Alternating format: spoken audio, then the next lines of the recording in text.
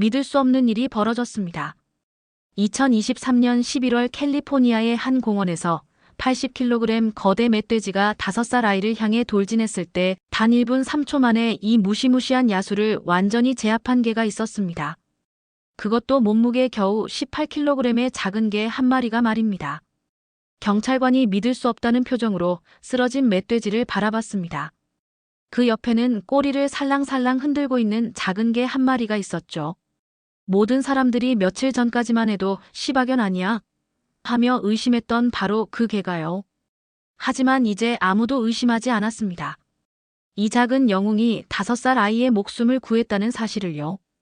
도대체 어떤 개가 자기보다 4배나 큰 맹수를 1분 만에 물리칠 수 있었던 걸까요? 그것도 25년간 단 한 번도 틀린 적 없는 미국 최고의 개 전문가가 완전히 무시했던 그 개가 말입니다. 주인공은 앨런 리드. 52살의 미국인으로 25년 동안 1200마리가 넘는 개를 훈련시킨 베테랑이었습니다.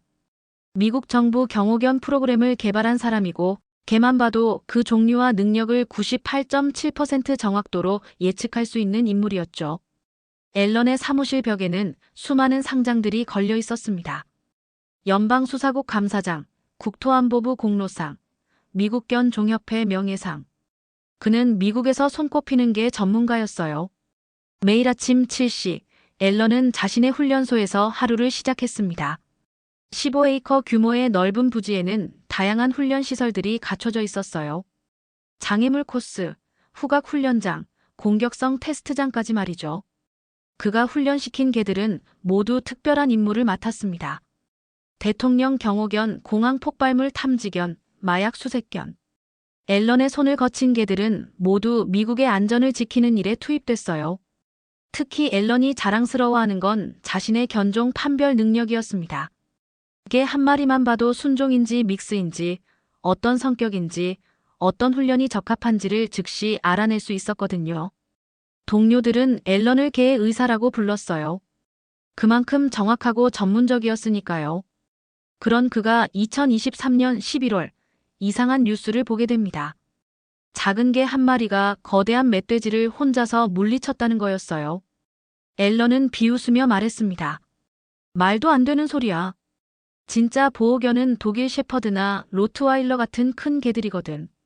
저 작은 아시아 개가 멧돼지를 절대 불가능해. 뉴스 화면에 나온 개를 보니 정말 작고 귀여웠어요. 뾰족한 귀와 말린 꼬리, 황갈색 털을 가진 개였죠. 앨런의 눈에는 그저 예쁜 반려견으로만 보였습니다. 보호견은 최소 30kg은 되어야 해. 저런 작은 개로는 아무것도 할 수 없어. 앨런은 25년 경험을 바탕으로 확신했어요. 하지만 그는 몰랐습니다. 그 작은 개가 자신의 모든 이론을 뒤바꿔 놓을 줄은요. 며칠 후 앨런은 ABC 방송의 아침 토크쇼에 출연하게 됐습니다. 개 전문가로서 이 화제의 사건에 대해 의견을 말해달라는 요청이었어요. 방송국 대기실에서 앨런은 다시 한번 그 뉴스 영상을 봤습니다. 작은 개가 꼬리를 흔들며 경찰관들 주변을 돌아다니는 모습이 나왔어요. 정말 귀엽긴 하네. 하지만 멧돼지와 싸웠다고. 말이 안 돼. 메이크업을 받으면서도 앨런은 고개를 저었어요. 25년간 쌓아온 전문가적 직감이 그 이야기를 믿을 수 없다고 말하고 있었거든요. 스튜디오에 들어서자 진행자가 따뜻하게 맞아줬습니다. 리드 박사님, 안녕하세요. 요즘 화제가 되고 있는 작은 개 이야기, 어떻게 보세요? 앨런은 자신있게 대답했습니다. 저는 솔직히 말씀드려서 이 이야기에 의문을 표합니다. 제가 25년간 1200마리가 넘는 개를 직접 훈련시켜 봤는데요. 진정한 보호견은 최소한 30kg 이상의 대형견이어야 합니다. 영상을 다시 보니까 그 개는 기껏해야 18kg 정도로 보이는데 어떻게 80kg 멧돼지를 이기겠어요? 물리적으로 불가능합니다. 진행자가 궁금하다는 표정으로 물었어요. 그럼 혹시 그 개가 특별한 훈련을 받았을 가능성은 없을까요? 앨런은 고개를 저었습니다. 아니요. 설령 특별한 훈련을 받았다 해도 크기의 한계는 극복할 수 없어요. 저 작은 개로는. 죄송하지만 정말 어림없는 일이죠. 방송이 끝나고 앨런은 뿌듯했어요. 전문가로서 정확한 판단을 시청자들에게 전달했다고 생각했거든요. 하지만 방송 직후부터 앨런의 휴대폰이 쉴 새 없이 울리기 시작했습니다. 첫 번째 전화는 그의 조수 마이클이었어요. 박사님, 지금 소셜미디어가 난리예요. 한국 분들이 엄청 화를 내고 계세요. 뭐라고? 진돗개라는 게 종류래요. 한국의 국견이라고. 25년 전문가가 진돗개도 모르냐고 막 그러세요. 앨런은 당황했어요. 진돗개? 25년간 개를 연구했는데 그런 견종은 처음 들어봤거든요. 인터넷을 확인해보니 정말 큰일이었습니다.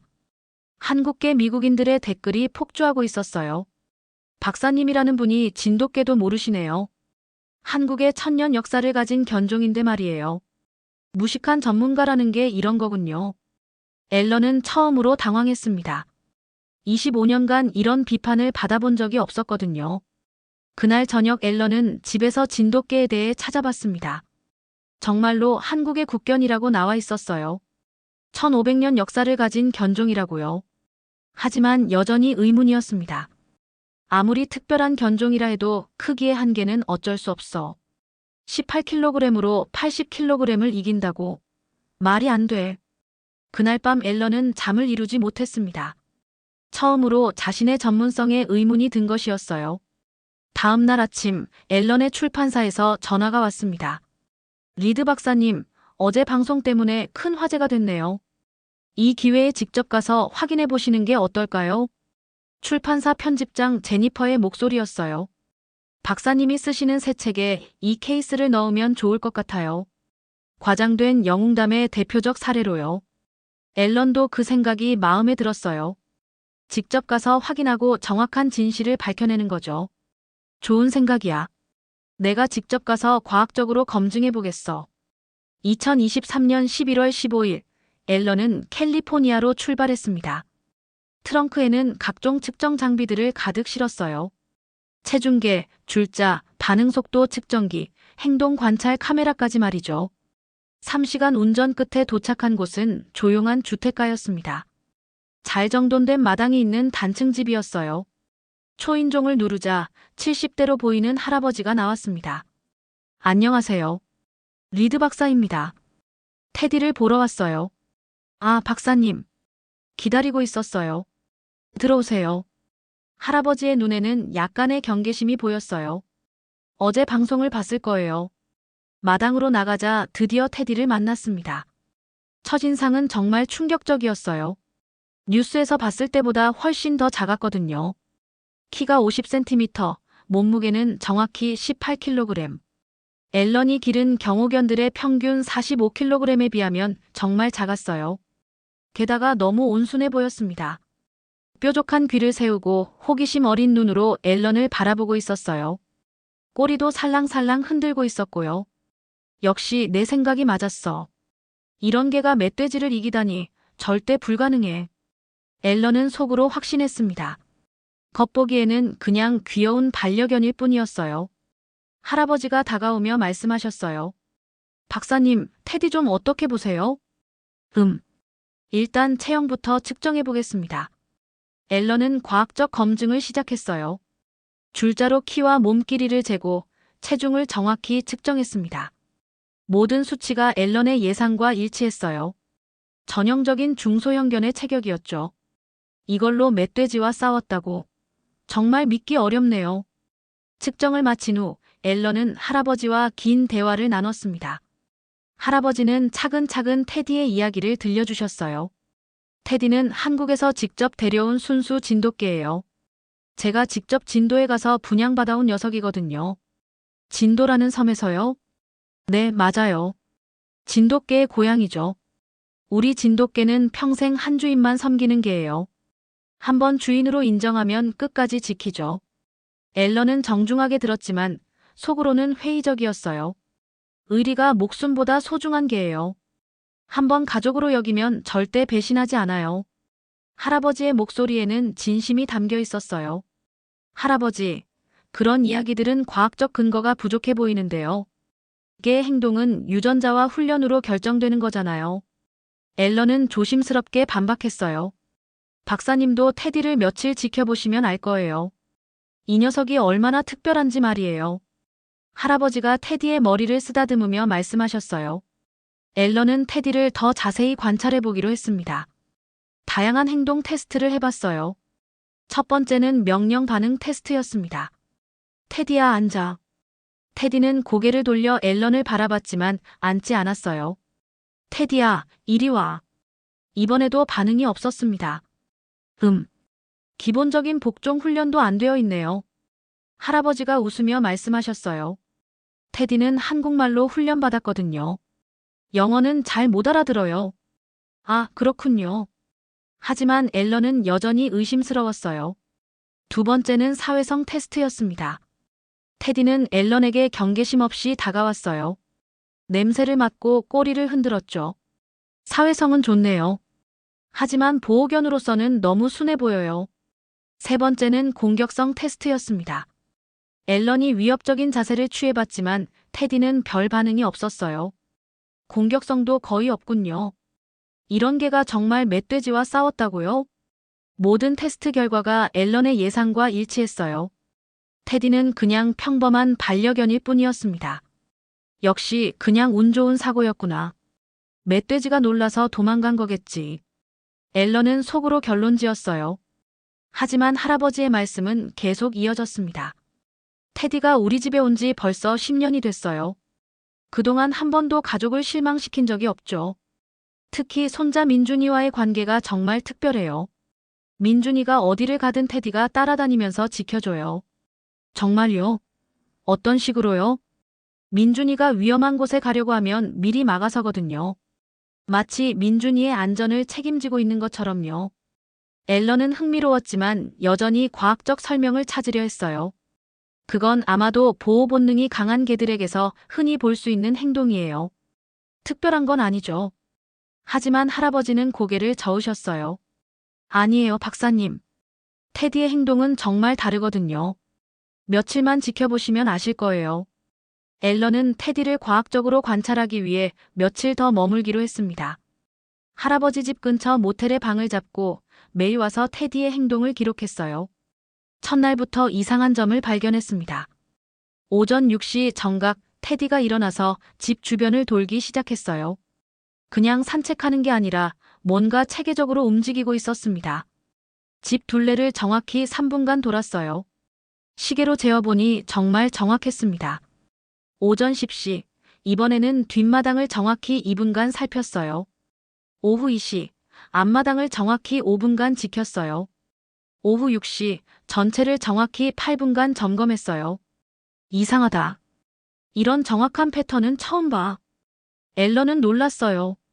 25년간 수많은 개를 봤지만 이렇게 시계처럼 정확한 개는 처음이었거든요. 더 신기한 건 테디와 민준이의 관계였어요. 민준이가 마당에서 놀 때 테디는 항상 일정한 거리를 유지했어요. 정확히 반경 50m 안에서만 놀게 했죠. 민준이가 그 범위를 벗어나려 하면 테디가 슬쩍 나타나서 몸으로 살살 밀어서 안전한 곳으로 데려갔어요. 처음에는 우연인 줄 알았는데 계속 관찰해보니 정말 의도적이었어요. 와, 테디가 또 왔네. 민준이는 그런 테디를 좋아하는 것 같았어요. 싫어하지 않고 자연스럽게 받아들였거든요. 할아버지, 정말 신기하네요. 테디가 민준이를 지키는 게 맞는 것 같아요. 그렇죠. 제가 말씀드렸잖아요. 테디는 정말 특별한 개예요. 앨런은 점점 호기심이 생겼어요. 이건 정말 우연이 아닌 것 같았거든요. 그날 저녁 앨런은 테디의 행동을 더 자세히 관찰해봤습니다. 다른 개들은 저녁이면 모두 쉬고 있었는데 테디만은 여전히 마당에 앉아 있었어요. 주변을 계속 살피면서 경계하고 있는 것 같았어요. 저게 대체 뭘 지키는 거지? 앨런은 궁금했어요. 특별한 위험이 있는 것도 아닌데 왜 저렇게 경계하고 있을까요? 이상하다. 이런 개는 처음 봐. 처음으로 앨런의 확신이 흔들리기 시작했습니다. 둘째 날부터 앨런은 더 체계적으로 테디를 관찰했습니다. 행동 관찰 카메라를 설치하고 24시간 모니터링을 시작했어요. 놀라운 사실들이 계속 발견됐습니다. 첫 번째 발견, 테디의 순찰 경로가 바람 방향에 따라 미세하게 조정된다는 거였어요. 바람이 동쪽에서 불면 동쪽을 더 집중적으로 살폈고 서쪽에서 불면 서쪽을 더 신경 썼어요. 이건 냄새를 통해 위험을 감지하려는 건가? 앨런은 깜짝 놀랐어요. 이런 고도의 전략적 사고는 고도로 훈련받은 군견에서나 볼 수 있는 거였거든요. 두 번째 발견, 테디가 이상한 냄새를 감지하면 즉시 해당 지역을 집중 탐색한다는 거였어요. 어느 날 오후 이웃집 고양이가 마당에 들어왔을 때였어요. 테디는 즉시 그 지역으로 가서 냄새를 맡고 상황을 파악했습니다. 위험하지 않다고 판단하자 다시 원래 자리로 돌아갔어요. 이건 정말 놀라운 판단력이야. 세 번째 발견, 테디의 민준이 보호 방법이 정말 체계적이라는 거였어요. 위험도에 따라 5단계로 구분해서 대응했어요. 1단계 살짝 민준이 쪽으로 다가가기. 2단계 민준이와 위험 사이에 서기. 3단계 민준이의 옷을 살살 물고 유도하기. 4단계 몸으로 밀어서 안전한 곳으로 데려가기. 5단계 할아버지에게 알리기. 각 단계가 정확하게 구분되어 있었어요. 이런 체계적인 행동은 정말 특별해. 앨런은 점점 더 놀라고 있었어요. 네 번째 발견, 테디의 성공률이 98%라는 거였어요. 민준이를 안전한 곳으로 데려가는 성공률을 계산해보니 정말 98%였어요. 거의 실패하지 않았어요. 이건 웬만한 훈련받은 경호견보다 높은 수치야.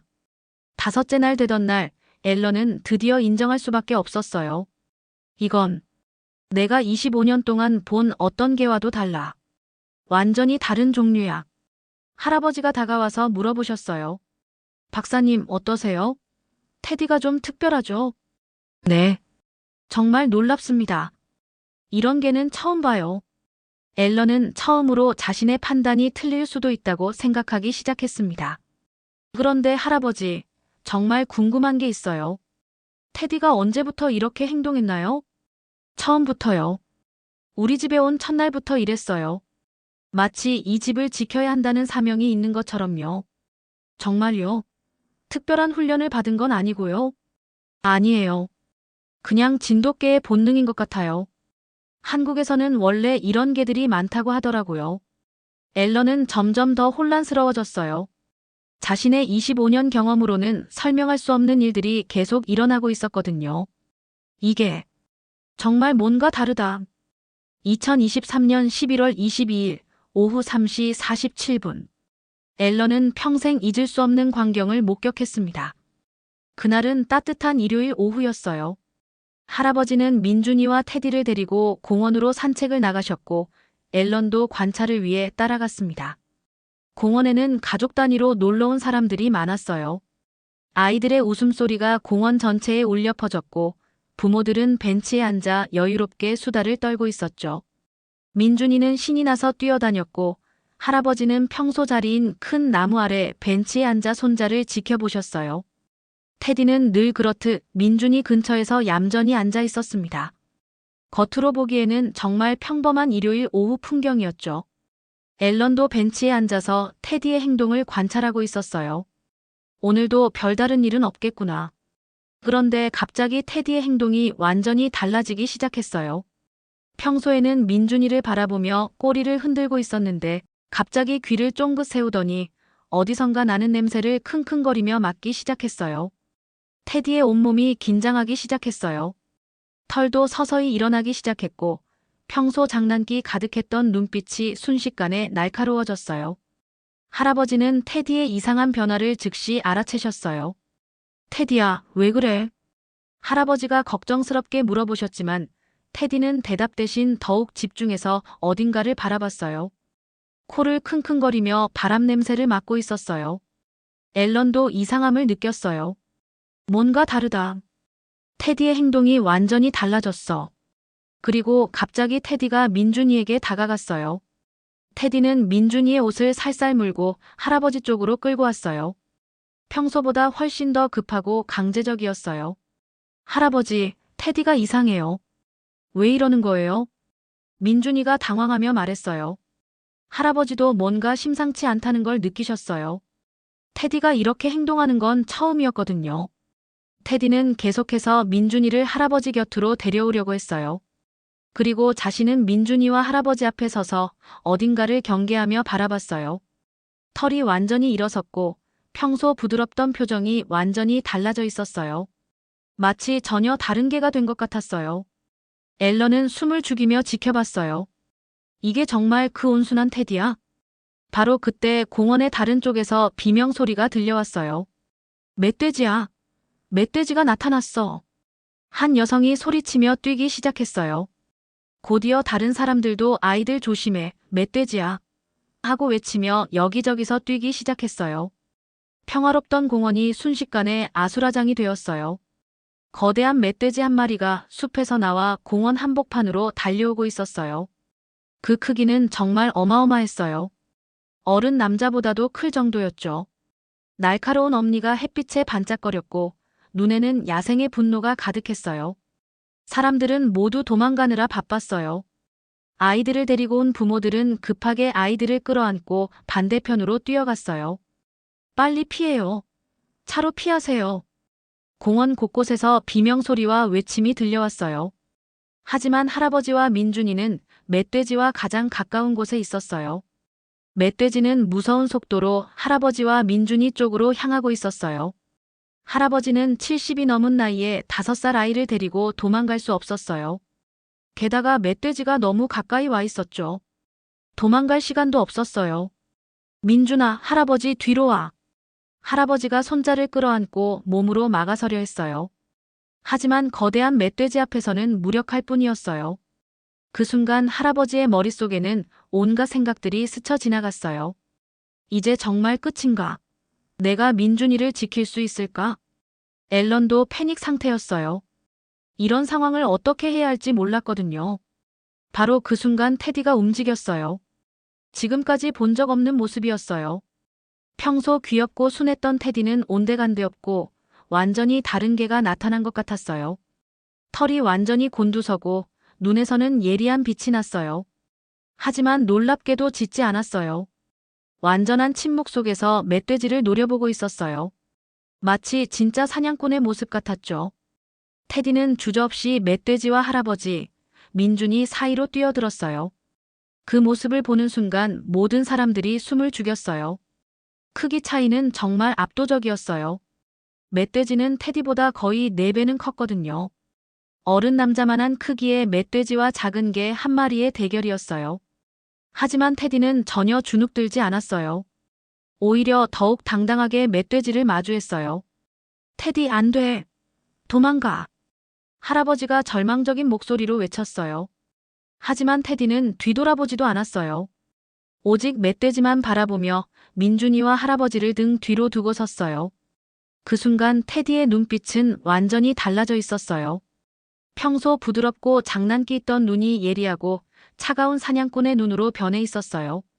앨런은 믿을 수 없었어요. 저게 정말 그 온순한 테디야? 멧돼지가 먼저 공격을 시작했어요. 분노에 찬 으르렁거림과 함께 날카로운 엄니를 들이며 테디에게 달려들었죠. 그 속도와 위력은 정말 무서웠어요. 하지만 테디는 마치 이런 상황을 수없이 대비해온 것처럼 민첩하게 몸을 피했어요. 마치 바람처럼 빠르게 옆으로 몸을 날렸어요. 그리고 즉시 반격했어요. 멧돼지의 뒷다리를 정확하게 물어뜯었어요. 테디의 이빨이 멧돼지의 다리에 박히는 순간 멧돼지는 고통스러운 비명을 질렀어요. 하지만 테디는 절대 놓지 않았어요. 마치 쇠더처럼 단단하게 물고 있었어요. 멧돼지가 발버둥을 쳐도 흔들리지 않았어요. 저게 정말 우리 테디야? 할아버지가 믿을 수 없다는 표정으로 중얼거리셨어요. 가장 놀라운 건 테디의 전략이었어요. 단순히 힘으로 맞서는 게 아니라 지능적으로 싸웠어요. 멧돼지가 돌진할 때마다 재빠르게 피하면서 계속 다리를 공격했어요. 멧돼지의 움직임을 서서히 제한시키는 거였어요. 마치 오랜 경험을 가진 사냥꾼 같았어요. 멧돼지는 테디를 떨어뜨리려고 몸을 마구 흔들었어요. 하지만 테디는 절대 놓지 않았어요. 오히려 더 깊숙이 물어뜯었어요. 그러면서도 멧돼지의 다른 공격들은 모두 피했어요. 멧돼지가 엄니로 찌르려고 할 때마다 순간적으로 위치를 바꿨어요. 정말 믿을 수 없는 민첩성이었어요. 5분, 10분이 지나면서 상황이 조금씩 바뀌기 시작했어요. 멧돼지는 점점 지쳐갔어요. 계속되는 공격과 출혈로 체력이 소모되고 있었어요. 반면 테디는 여전히 기민했어요. 호흡도 거칠어지지 않았고 움직임도 처음과 똑같이 빨랐어요. 이게 바로 진돗개의 지구력이었어요. 할아버지가 한국에서 말씀해 주셨던 진돗개의 특성이 바로 눈앞에서 펼쳐지고 있었던 거예요. 진돗개는 체력이 정말 좋아. 하루 종일 뛰어다녀도 지치지 않지. 할아버지의 말씀이 떠올랐어요. 테디는 마지막까지 민준이와 할아버지를 등 뒤로 두고 싸웠어요. 단 한 번도 뒤돌아보지 않았어요. 오직 멧돼지만 노려보며 가족을 지켰어요. 그 모습에서 진돗개의 충성심이 느껴졌어요. 자신의 목숨보다 주인과 가족의 안전이 더 중요하다는 듯이 싸웠어요.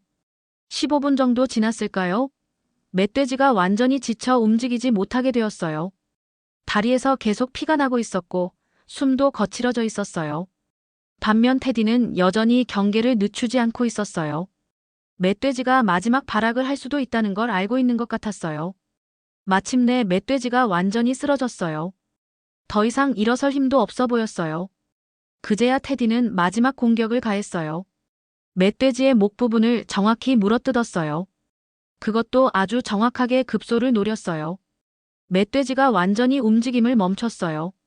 싸움이 끝나자 테디는 즉시 민준이에게 달려왔어요. 민준이가 다쳤는지 온몸을 핥으며 확인했어요. 꼬리를 흔들며 괜찮아? 무서웠지? 하고 묻는 것 같았어요. 그리고 할아버지께도 다가가 같은 행동을 했어요. 마치 이제 안전해요. 걱정하지 마세요 하고 말하는 것 같았어요. 할아버지는 테디를 꼭 안으며 눈물을 흘리셨어요. 테디야, 고마워. 정말 고마워. 할아버지의 목소리는 감격으로 떨리고 있었어요. 앨런은 그 모든 광경을 보며 완전히 말을 잃었어요. 25년 전문가 인생에서 이런 일은 처음이었거든요. 사건이 끝난 후 앨런은 모든 걸 다시 생각해봤습니다. 멧돼지의 상처를 자세히 살펴보니 모든 공격이 정확한 급소를 노린 거였어요. 최소한의 움직임으로 최대의 효과를 낸 거죠. 이건 타고난 사냥꾼의 본능이야. 지난 일주일간 본 테디의 행동도 완전히 다르게 보였어요. 테디가 매일 정해진 시간에 집 주변을 도는 건 그냥 산책이 아니었어요. 미리미리 위험한 냄새나 이상한 기척이 없는지 찾아보는 거였던 거예요. 민준이를 항상 가까이 지키면서 멀리 가지 못하게 하는 것도 완벽한 보호 작전이었고요. 평소에 조용하고 얌전한 모습도 사실은 언제든지 싸울 준비가 되어 있다는 뜻이었던 거예요. 정말 나는 아무것도 몰랐구나. 앨런은 깊은 충격에 빠졌어요. 그날 저녁 앨런은 한국의 개 전문가들과 긴급 화상회의를 했습니다. 진돗개는 1500년 된 한국 고유의 개입니다. 한국의 험한 산에서 호랑이, 멧돼지와 싸우면서 자란 개예요. 한국 전문가의 설명이 이어졌어요. 충성심, 머리, 싸움 실력이 모두 최고로 발달한 개죠. 특히 가족을 지키는 본능은 다른 어떤 견종보다 강해요. 그제서야 앨런이 깨달았어요. 자신이 25년간 본 개들은 사람이 키우기 편하게 만든 개들이었어요. 하지만 진돗개는 자연이 완성한 완벽한 개였던 거예요. 진돗개는 단순히 크기로 판단할 수 있는 견종이 아닙니다. 지능, 용기, 충성심이 모두 완벽하게 조화를 이룬 견종이에요.